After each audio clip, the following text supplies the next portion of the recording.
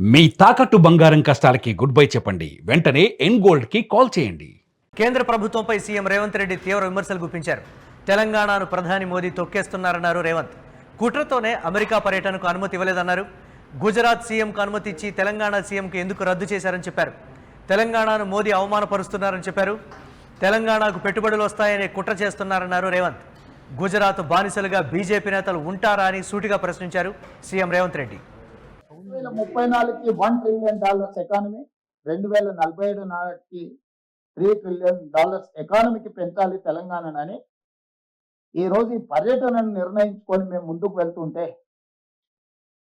తెలంగాణ రాష్ట్ర ముఖ్యమంత్రికి అనుమతి నిరాకరించడం వ్యక్తిగా రేవంత్ రెడ్డి అనుమతి నిరాకరణ కాదు. ఇది 4 కోట్ల తెలంగాణ ప్రజలకు జరిగిన అవమానము, తిరస్కరణ. ఈ తిరస్కరణకు కారణం గుజరాత్ ఆధిపత్యం.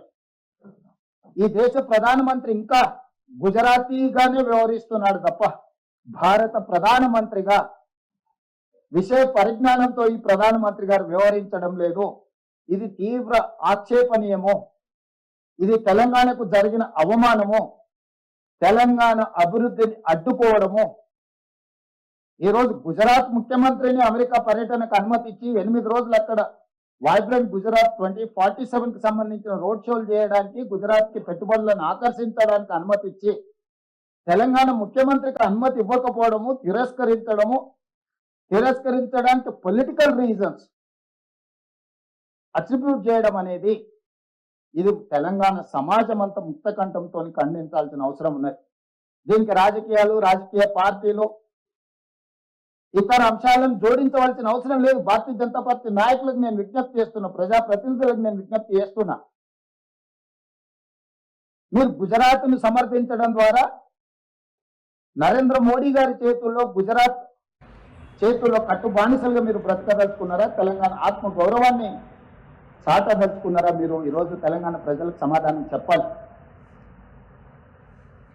తెలంగాణ విషయంలో మోదీ వ్యవహరిస్తున్న తీరు స్పష్టంగా కనిపిస్తోంది. తెలంగాణ ప్రజలను మోదీ అవమానిస్తున్నారు. తెలంగాణ అభివృద్ధి చెందడం మోదీకి ఇష్టం లేదు. ఇది టూకీగా రేవంత్ రెడ్డి లండన్ పర్యటన తర్వాత, అమెరికా పర్యటన రద్దయిన తర్వాత ఈ అంశానికి సంబంధించి ప్రెస్ మీట్ పెట్టి చేసినటువంటి సంచలన కామెంట్స్. మరి గుజరాత్ బానిసలుగా బీజేపీ నేతలు ఉంటారా అంటూ కూడా వారిని సూటిగా ప్రశ్నించినటువంటి సిచ్యువేషన్ చూడాలి, వాళ్ళు ఎలా రియాక్ట్ అవుతారో.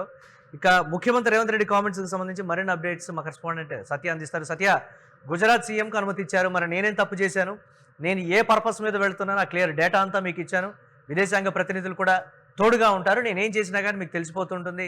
సో అక్కడ పర్మిషన్ ఎందుకు ఇచ్చారు, నాకు పర్మిషన్ ఎందుకు ఇవ్వలేదు, పార్టీ వేరణ, నేను తెలంగాణ అభివృద్ధి కోసమే కదా వెళ్తున్నాను, వికసిత్ భారత్ 2047 మీరు టార్గెట్ పెట్టుకున్నారు, నేను వికసిత్ తెలంగాణ 2047 నేను టార్గెట్ పెట్టుకున్నాను, ఇందులో ఏం తప్పు ఉంది అని సూటిగా ప్రశ్నించినటువంటి పరిస్థితి. మరి బీజేపీ నేతలు ఏం సమాధానం చెప్తారు, లేకపోతే ఏంటి అనేది ఒక ప్రశ్నగా మారినటువంటి పరిస్థితి. మరి రేవంత్ రెడ్డి గొంతులో ఆ స్థాయిలో బాధ కావచ్చు, మమ్మల్ని అణగదొక్కుతున్నారు అనేటువంటి భావాన్ని ప్రెస్ మీట్ ద్వారా ప్రజల్లోకి క్లియర్గా పంపించినటువంటి పరిస్థితి. ఏంటి అప్డేట్స్ ఎలా చూడాలి? మురళి ప్రధానంగా తన పర్యటనను మధ్యలోనే ముగించుకొని పొద్దునే తెలంగాణకు చేరుకున్నారు. తెలంగాణలో చాలామంది నాయకులు కూడా రిసీవ్ చేసుకునే పరిస్థితి కనబడుతుంది.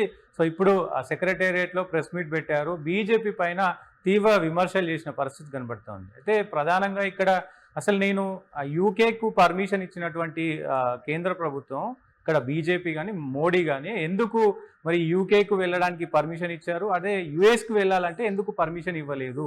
యూకేకి వెళ్ళిన పర్మిషనే, యూకేలో నేను ఏ విధమైనటువంటి అంశాలను పేర్కొన్నానో యుఎస్లో కూడా సేమ్ అట్లాంటి సిచ్యువేషనే, ఆ అంశాలపైనే నేను యుఎస్కి కూడా వెళ్తానని చెప్పాను, ఎందుకు అభ్యంతరాలను వ్యక్తం చేస్తున్నారంటూ కూడా చాలా తీవ్ర స్థాయిలో ఆయన అసహనం వ్యక్తం చేసిన పరిస్థితి కనబడుతూ ఉంది. మొత్తం కూడా మోడీ ఇటు భారతదేశానికి ప్రధానమంత్రి లాగా కాదు, గుజరాత్ బానిసలాగా వ్యవహరిస్తున్నాడు. ఖచ్చితంగా మోడీయే కాదు, బీజేపీ నాయకులు, ఇటు తెలంగాణ బీజేపీ నాయకులు కూడా గుజరాత్ బానిసల్లా వ్యవహరిస్తున్నారు అంటూ కూడా ఆయన వ్యాఖ్యానించిన పరిస్థితి కనబడుతోంది. ఎందుకు మరి ఇదే మొన్న ఈ నెలలో మరి గుజరాత్కు సంబంధించినటువంటి ముఖ్యమంత్రి అక్కడ ఏదైతే యుఎస్లో భారీ బహిరంగ సభలు, రోడ్ షోలకు పర్మిషన్ ఇచ్చినటువంటి పరిస్థితి ఉంది, వాళ్ళకేమో గుజరాతీ కాబట్టి అక్కడ పర్మిషన్ ఇచ్చారు, ఇక్కడ నేను తెలంగాణ వాడిని కాబట్టి నాకు పార్టీ వేరే కాబట్టి పర్మిషన్ ఇవ్వలేదా?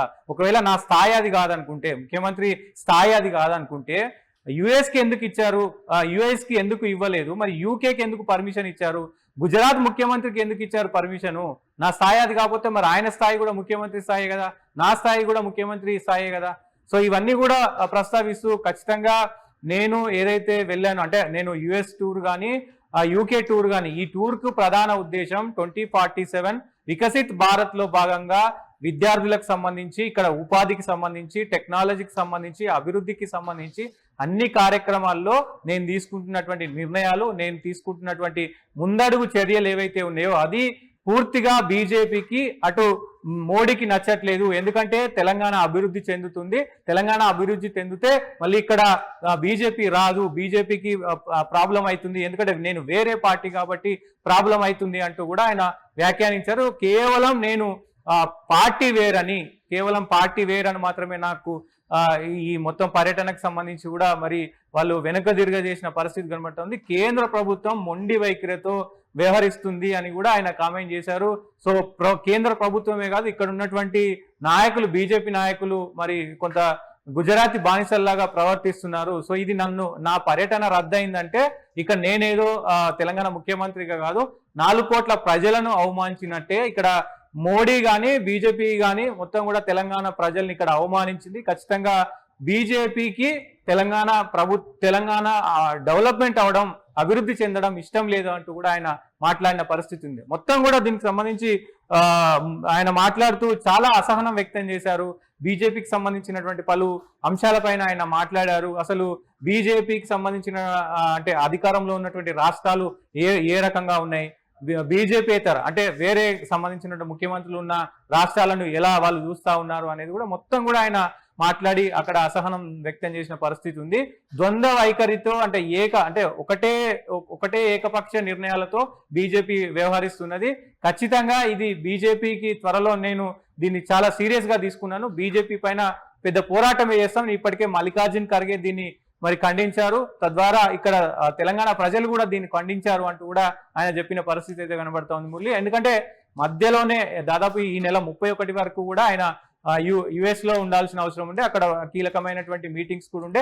రేవంత్ రెడ్డి ఎదుర్కొన్నటువంటి ఆ పరిస్థితి నిజంగా ఒకవేళ అలాంటి వివక్షతే తెలంగాణ పట్ల భారతీయ జనతా పార్టీకి ఉంది అనేటువంటి కోణంలో రేవంత్ రెడ్డి క్లియర్ గా మాట్లాడారు. మరి ఎలాంటి కారణం చూపిస్తారు? పర్టికులర్ గా లండన్కి అనుమతించారు, అమెరికాకు ఎందుకు అనుమతించలేదు? దీనికి సంబంధించి క్లియర్ కట్ గా సరే అదే నేను వెళ్ళేటువంటి కార్యక్రమానికి గుజరాత్ సీఎంకి అనుమతి ఇచ్చారు, మరి నాకు ఎందుకు ఇవ్వలేదని సూటిగా ఆయన ప్రశ్నించారు. ప్రజలు డెఫినెట్ గా నమ్మే విధంగానే రేవంత్ రెడ్డి చెప్పినటువంటి కారణం ఉంది, కన్విన్సింగ్ గా కూడా ఉంది, పరిస్థితులన్నీ కూడా రేవంత్ రెడ్డికి అనుకూలంగా ఉన్నాయి. మరి ఈ అంశాన్ని భారతీయ జనతా పార్టీ తెలంగాణ శాఖ నేతలు ఎలా డిఫెండ్ చేసుకుంటారు? నిజంగా వారి పట్లే తప్పు ఉండేటువంటి పరిస్థితి అంటే భారతీయ జనతా పార్టీ తప్పు చేసింది అనేటువంటి కోణంలో కూడా రేవంత్ రెడ్డి చేసినటువంటి కామెంట్లు కన్విన్సింగ్ గా ప్రజలకు మరి వెళ్తూ ఉన్నాయి. మరి వాళ్ళు ఎలా డిఫెండ్ చేస్తారు?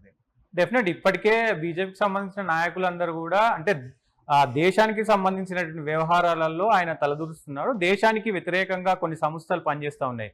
అది ఎక్కడైతే యుఎస్ లో ఉన్నటువంటి కొంతమంది దేశ విద్రోహ శక్తులను మరి ఆయన కలిసే ప్రయత్నం చేస్తున్నారు. సో అందుకోసమే మేము పొలిటికల్ గా అంటే ఓన్లీ ఈ టూర్ మేము క్యాన్సిల్ చేసింది పొలిటికల్ యాంగిల్లో ఆయన వెళ్తున్నారు కాబట్టి మరి క్యాన్సిల్ చేసాము. ఆయన పర్సనల్ గా వెళ్ళాలంటే ఎలాంటి ఇబ్బంది లేదంటూ కూడా ఇప్పటికే కేంద్రానికి సంబంధించినటువంటి ఏదైతే మంత్రిత్వ శాఖ ఉందో అది ఇప్పటికే జారీ చేసింది. సో ఇక్కడ ప్రధానంగా బీజేపీ నాయకులు కూడా అదే చెప్తా ఉన్నారు. కొంతమంది నాయకులను కలుస్తా ఉన్నాడు.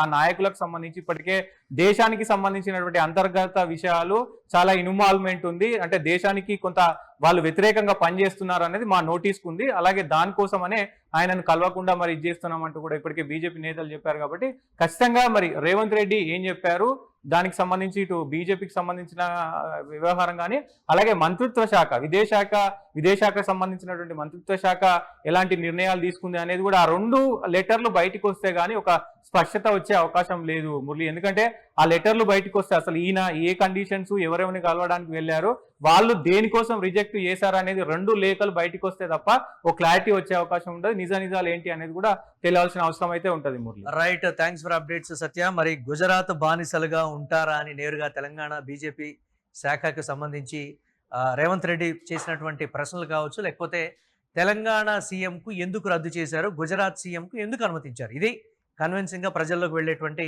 అంశం. అయితే కుట్రతోనే అమెరికా పర్యటనకు అనుమతి ఇవ్వలేదంటూ రేవంత్ రెడ్డి చెప్పడంతో ఒకంత కలకలం అయితే చెలరేగిందని చెప్పాలి. ముఖ్యమంత్రి రేవంత్ రెడ్డి ప్రెస్ మీట్ పెడుతున్నారు అనగానే పర్యటన వివరాలు కావచ్చు, కాంగ్రెస్ పార్టీలో ఉన్నటువంటి అంతర్గత విషయాలు కావచ్చు, వీటన్నిటి గురించి మాట్లాడతారని అనుకున్నా. కానీ అంతర్గత విషయాల మీద ఒక మాటతోటి అది క్రమశిక్షణ కమిటీ చూసుకుంటుందని చెప్పడం ఒకటి.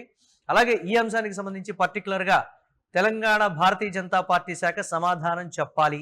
ప్రధాని మోదీ కూడా తెలంగాణ ప్రజలకు క్షమాపణ చెప్పాలి ఇలా అవమానించినందుకు అనేది అయితే రేవంత్ రెడ్డి ప్రెస్ మీట్లో ఒకంత ఆవేదనతో చెప్పినటువంటి మాట.